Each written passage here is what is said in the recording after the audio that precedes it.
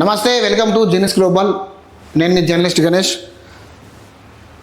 ఇందిరమ్మ ఇళ్లకు సంబంధించిన ఒక అప్డేట్ సంబంధించిన వీడియో ఒకటి నేను పెట్టడం జరిగింది. దానికి చాలా మంచి ఆదరణ వస్తున్నది. కామెంట్స్ రూపంలో ఆదరణ వస్తున్నది, లైక్ రూపంలో వస్తున్నది, వ్యూస్ పరంగా కూడా చాలా ఆదరణ వస్తూ ఉన్నది. మీ అందరికీ పేరు పేరున ధన్యవాదాలు. ఇందిరమ్మ ఇళ్లకు సంబంధించిన ఏదైతే అప్డేట్ ఉన్నదో దానికి మా లోకల్లో కాటారం మండలంలో సబ్ కలెక్టర్ ఆఫీస్లో గారు సబ్ కలెక్టర్ ద్వారా మీకు ఏదైతే డౌట్స్ మా కామెంట్ రూపంలో పెట్టారో నేను సబ్ కలెక్టర్ ద్వారా మీకు మీ యొక్క డౌట్స్కి క్లారిఫై వచ్చే విధంగా నేనైతే ఒక వీడియో త్వరలో చేయబోతూ ఉన్నాం. దాని మీద ప్రతి ఒక్కరికి ఎవరైతే కామెంట్స్ పెట్టారో దానికి ప్రతి ఒక్కటి డౌట్స్ మీకు క్లారిఫై అయిపోతుంది. ఎవరికి వస్తాయి, ఎన్ని వస్తాయి, ఎప్పుడు వస్తాయి అన్నదాన్ని బట్టి మీకు డౌట్ ఇస్తా. ఓకే, ఈరోజు ఇంకా కొత్తగా సంబంధించిన లేటెస్ట్ అప్డేట్లో ఏది ఉందంటే రేషన్ కార్డు. కొత్త రేషన్ కార్డు ఒకటి అప్లికేషన్ సంబంధించింది. గ్రామ సభలో ఏం తీసుకుంటున్నారంటే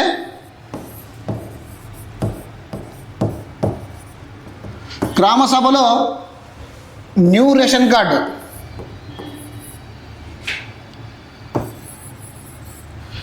రెండోది కరెక్షన్ సంబంధించింది. అయితే మొదటిగా మనం ఇది చూసుకున్నట్టయితే ఇప్పుడు గ్రామ సభలలో కొత్త రేషన్ కార్డుకు సంబంధించిన దరఖాస్తు తీసుకుంటున్నారు. అది ఎవరు ఎలిజిబుల్ అనే దాని గురించి మనం ఇప్పుడు డిస్కషన్ చేద్దాం. కొత్త రేషన్ కార్డుకు ఎలిజిబిలిటీ ఉండే క్యాండిడేట్స్ 1,50,000 కంటే సంవత్సర ఆదాయం తక్కువ ఉండాలి. సంవత్సర ఆదాయాన్ని బట్టే రేషన్ కార్డు ప్రొవైడ్ చేస్తారు తెలంగాణ ప్రభుత్వం. అలాగే ఇప్పుడు కొత్తగా ఉన్న తెలంగాణ ప్రభుత్వం, కాంగ్రెస్ ప్రభుత్వం ఏం చేస్తూ ఉంది అంటే ఆదాయంతో పాటు వ్యవసాయానికి సంబంధించిన ల్యాండ్ ఏదైతే ఉందో దానికి సంబంధించింది డీటెయిల్స్తోని కూడా రేషన్ కార్డు ప్రొవైడ్ చేస్తామని కూడా ఒక ప్రకటనలో చెప్పారు. అదేంటంటే 5 ఎకరాల లోపు ఉన్న వారికి వైట్ రేషన్ కార్డు, 5 ఎకరాలు దాటి 10 నుంచి 15, 20 ఉండే వారికి పింక్ రేషన్ కార్డుగా ప్రొవైడ్ చేస్తామని చెప్పి దానికి సంబంధించిన గైడ్లైన్స్ ఇస్తామని చెప్పి ప్రభుత్వం నిర్ణయించింది. అయితే pink ration card, white ration కార్డుకు సంబంధించి అప్డేట్ ఏదైనా ఉన్నా కానీ 26 రోజు ఇస్తారు. అయితే ఈ కొత్త రేషన్ కార్డు పెట్టుకోవాలి అంటే మీరు ఒక చిన్న పని చేయాలి. ఏంటంటే ఇది నేను కొత్తగా మ్యారేజెస్ చేసుకునే కపుల్స్కి చెప్తా ఉన్నా. కొత్తగా మ్యారేజ్ చేసుకున్న కపుల్స్, మీరు అమ్మాయి అయితేనేమో అమ్మాయి వాళ్ళ head of the ration card వాళ్ళ మదర్ పేరు మీద ఉంటుంది. దాంట్లో నుంచి అమ్మాయి పర్మనెంట్గా డిలీట్ కావాల్సి ఉంటుంది. అంతేకాకుండా అబ్బాయికి సంబంధించి అబ్బాయి మదర్లో రేషన్ కార్డు ఉంటుంది. ఆ రేషన్ కార్డుకు సంబంధించి ఏదైతే హెచ్ఓఎఫ్లో పేరు ఉంటుందో ఆ పేరు అబ్బాయి కూడా పర్మనెంట్గా డిలీట్ చేసుకోబడుతుంది. అలా అమ్మాయి పర్మనెంట్గా డిలీట్ చేసుకొని ఇటు అబ్బాయి పర్మనెంట్గా డిలీట్ చేసుకుంటే వీళ్ళిద్దరూ ఇండివిజువల్గా ఉండిపోతారన్నమాట. ఉండిపోయినప్పుడు మీకు కొత్త రేషన్ కార్డు పెట్టుకోవడానికి అవకాశం వస్తుంది. ఒకవేళ మీరు ఇరువురి మధ్య మీరు డిలీట్ కనుక చేసుకోకపోతే మీ యొక్క డేటా ఫుడ్ సెక్యూరిటీ కార్డ్ సంబంధించిన మీ పేరు కనుక వస్తే మీకు రేషన్ కార్డు అవ్వడానికి చాలా కష్టమైపోతుంది. మీరు ఈ యొక్క షరతు మాత్రం కంపల్సరిగా చేసుకోబడుతుంది. ఇంకొకటి ఏంటంటే ఈ రేషన్ కార్డుకు అనర్హులుగా భావించే వాళ్ళు ఎవరు ఉంటారు అంటే ఇప్పుడున్న సిచ్యువేషన్లో తెలంగాణ ప్రభుత్వం మాట్లాడుకొస్తున్న మాట ఏంటి అంటే ఐటీఆర్ చెల్లించేవారు, గవర్నమెంట్ ఉద్యోగులు, వార్షిక ఆదాయం 1,50,000 కంటే ఎక్కువ ఉన్నవారు అనర్హులుగా భావిస్తాము అని చెప్పి గవర్నమెంట్ చెప్పడం జరిగింది. దానికి సంబంధించిన అప్డేట్ కూడా 26 జనవరి 2025 రోజు ప్రభుత్వం ఇస్తుంది. అయితే ఈ రేషన్ కార్డుకు సంబంధించింది అయితే ఇది మ్యాటరు. ఇంకా ఈ రెండవ పాయింట్కి మనం పోతే కరెక్షన్ సంబంధించి ఇప్పుడు మేజర్ కరెక్షన్. ఈ కొత్తగా రేషన్ కార్డు అప్డేట్ చేసుకున్న క్యాండిడేట్స్ ఎవరైతే ఉన్నారో వాళ్ళ దాంట్లో ఓన్లీ భార్య భర్త మాత్రమే ఉంటున్నారు. మాకు జమాన్లా రేషన్ కార్డు వచ్చింది, అప్పటికి మా పిల్లలు లేరు, మా పిల్లల్లో రేషన్ కార్డులో ఎంటర్ చేసుకోవాలి అంటే ఎలా సార్ అని మీరు అడగవచ్చు. అయితే దీని క్లారిఫికేషన్ నేను ఇవ్వగలుగుతా. మీరు గ్రామ సభలో కొత్తగా మెంబర్ అడిషన్ సంబంధించిన ఒక ఫామ్ వాళ్ళు రిలీజ్ చేయడం జరిగింది. దానికి సంబంధించిన ఫామ్ నింపి ఎవరైతే ration card head of the ఫ్యామిలీలో ఉంటారో, మీకు నేను చెప్తా ఉన్నాను, head of the family ration కార్డుకు మహిళ ఉంటుంది.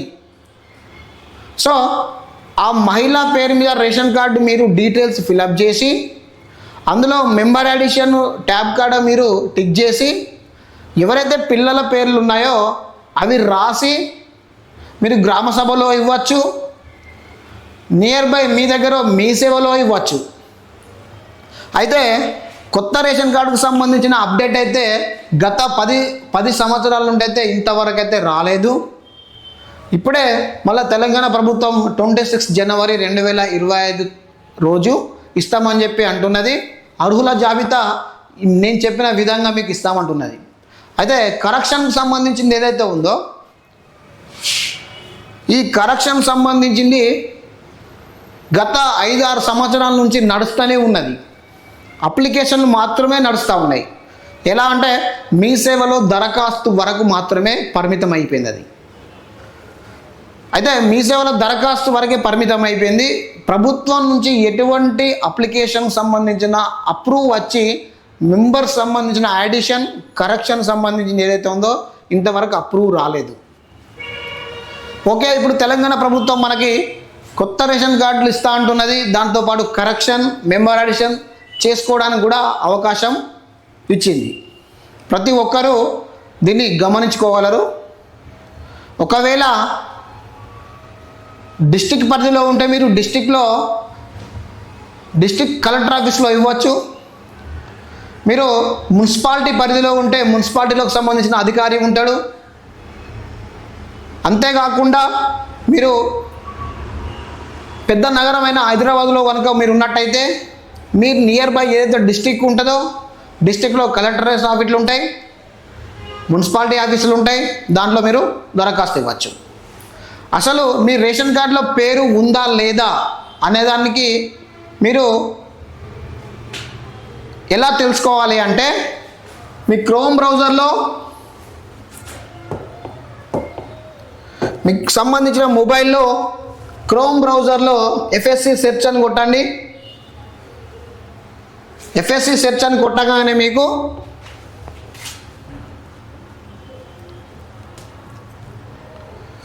ఎఫ్ఎస్సి సెర్చ్ కొట్టగానే ఇలా మీకు తెలంగాణ సంబంధించిన సైట్ వస్తుంది. గవర్నమెంట్ ఆఫ్ తెలంగాణ అని చెప్పి ఈడిపిఎస్ తెలంగాణ gov.in అని చెప్పి మీకు వస్తుంది. దీన్ని మీరు క్లిక్ చేయగానే ఇలా ఆహార భద్రత కార్డు తెలంగాణ ప్రభుత్వం అని చెప్పి మీకు ఒక సైట్ అయితే కనబడడం జరుగుతుంది. ఆహార పౌర సరఫరాల మరియు వినియోగదారుల వ్యవహారాలు అని చెప్పి మనకి ఈ సైట్ అయితే కనబడడం జరుగుతుంది. అంతే. అయితే విషయం ఏంటి అంటే దీనిలో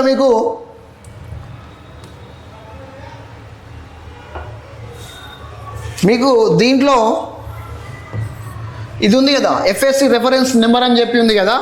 ఎఫ్ఎస్సి రెఫరెన్స్ నెంబర్కి సంబంధించింది ఇది ఎవరికి వస్తుంది అంటే కొత్తగా రేషన్ కార్డు పెట్టుకునే వారికి ఎఫ్ఎస్సి రెఫరెన్స్ నెంబరు మీకు ప్రొవైడ్ చేస్తారు. ఇదివరకు ఉన్న వాళ్ళకు రాదు.